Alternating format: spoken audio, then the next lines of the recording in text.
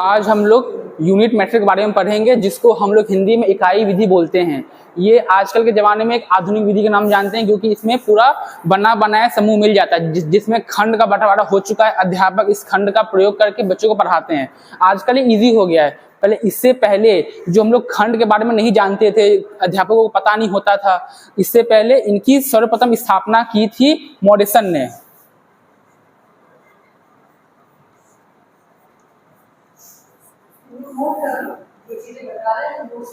जिसने 1956 में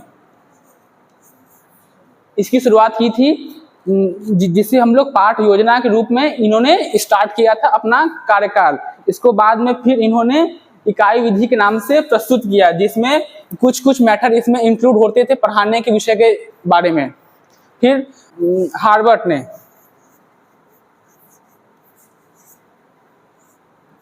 हार्वर्ड ने 1920 में, जो इसके पूर्व में इन्होंने एक परिचर्चा को लागू किया था, जिसमें इन्होंने पंचपदीय योजना की शुरुआत करके अपने मेथड को प्रस्तुत किया था, जिसको हम लोग आजकल सिस्टम मेथड के नाम से भी जानते हैं।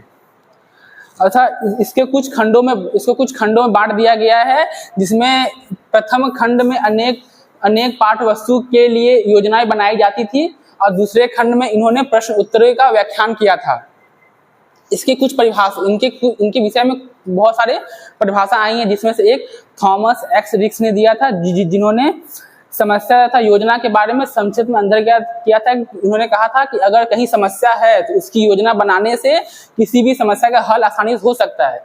और दूसरा हेनरी हैरप ने दिया था, जिन्होंने शिक्षा विभाग को एक उप विषय के बारे में बताया था। उप विषय वो होता है जो किसी खंड को हम लोग बांटते हैं तो उसे किस रूप से बांटते हैं, उसको अनेक रूप से बांटते हैं, जिसे हम लोग शिक्षण विधि के नाम से भी जानते हैं। क्योंकि किसी भी विधि को पढ़ाने से पहले हम लोग उसका एक रूपरेखा तैयार करते हैं। बिना रूपरेखा तैयार किए हम लोग किसी भी प्रोसेस को आगे नहीं बढ़ाया जा सकता है। और तीसरा डॉक्टर माथुर ने कहा था, यह एक अनुभव ज्ञान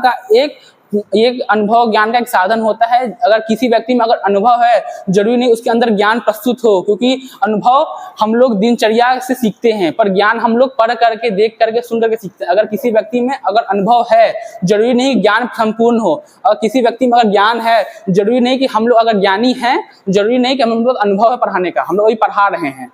ठीक है। इस विधि में कुछ साधन होते हैं, जिसमें सहायक सामग्री होती है। एक होता है अध्यापक, दूसरा होता है सहायक सामग्री, तीसरा होता है मूल्य उपलब्धियां, उसके बाद एक प्रक्रिया होता है, सौंदर्य होता है, जो इस नीति को आगे बढ़ाते हैं। ठीक है। इसके दो प्रकार होते हैं। पहला होता है साधनात्मक,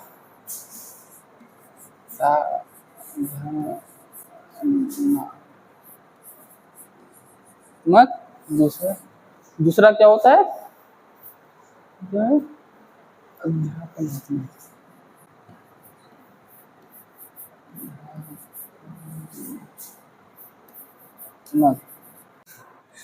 पहला होता है साधनात्मक, दूसरा होता है अध्यात्मात्मक। ये साधन यह होता है जिसमें हम लोग किसी विधि का प्रयोग करते हैं। इसमें कुछ नियम खंड वर्ग का प्रयोग किया जाता है, जिसके हम लोग निर्माण किसी पाठ वस्तु को बनाने में उपयोग करते हैं। इसकी सहायता से अध्ययनात्मक वस्तु अध्यापक के रूप में पढ़ाई जाती है। जितने अध्यापक होते हैं वो इस विधि को फॉलो करते हैं। ठीक है। वो अपने मन से कुछ उपयोग नहीं कर सकते, क्योंकि इस विधि को बनाने में शिक्षक, सहगामी, निर्देशक, प्राचार्य, बहुत से मंत्रियों, बहुत शिक्षक संस्थाओं का योगदान होता है, जिसके सहायता से किसी पाठ्यक्रम को स्थापित किया जाता है। उसकी सहायता से अध्यापनात्मक क्रिया के रूप में उसका उपयोग किया जाता है। इसके मुख्य 3 सोपान है। पहला होता है प्रस्तावना, दूसरा होता है पूर्ति और तीसरा होता है विकास। Thank you ma'am.